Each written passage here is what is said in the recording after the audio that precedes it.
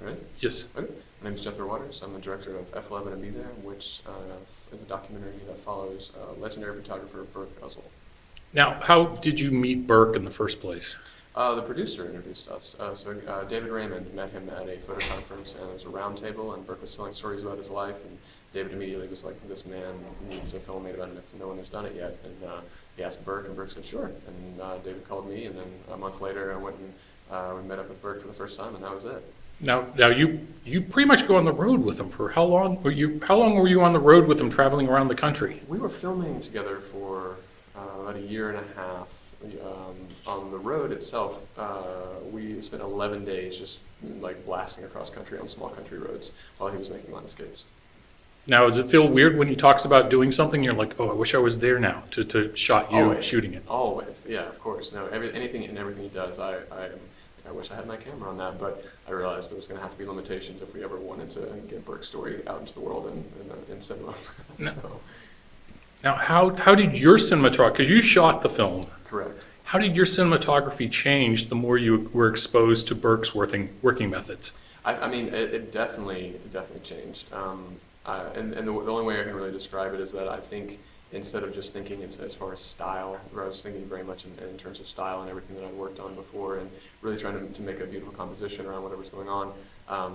Looking at Burke's photographs and watching him work made me realize how much more attention you can, how much more focus you can have when you're working with the subject, and how there are so many different options to framing something beautifully instead of just finding a good moment and then locking into it. You know, his photographs are the perfect example of someone who can do everything, you know, from landscape to documentary verite to studio compositions. So he definitely influenced me quite a bit. Now, you also did editing on it. Correct. How intimidating was it during the shots where you go from him setting up his shot and, you know, snapping the photo, and then you having to cut into his photo and making sure that your work matches what he's able to deliver? It was very intimidating. Luckily, I'd cut a couple of things together very early on. The lady who's singing Amazing Grace, I'd cut that. That was the first subject he shot for his exhibition, and that was one of the first days we really worked together. And so we learned to dance really quickly together on that. And so I cut that together, that sequence, and showed it to him, and then cut in the photo. And luckily for me, he was jumping up and down. He really liked what he was seeing. And so I think from that moment forward, we realized that we could definitely trust each other to do exactly what we needed to do. Now, when you're describing Burke to people who might not know him, what's the one photo you say, that's the one he shot? You should know it. I usually Woodstock. Because mostly, you know, people, when they Google him, and every time, you know, the Google images pop up and they see Woodstock, like, oh, of course I know that photograph, because it's, you know, it's one of the iconic photographs of the 20th century, in my opinion. And then, of course, I not rattle off everything else, you know, Martin Luther King Jr., you know, Cambodia, Vietnam, Robin Williams, on and on it goes. But Woodstock is usually what I start with, because people typically tend to know that photograph. Because it was a cover of the Woodstock album eventually as well. The happy couple in the ruins of the festival. Exactly.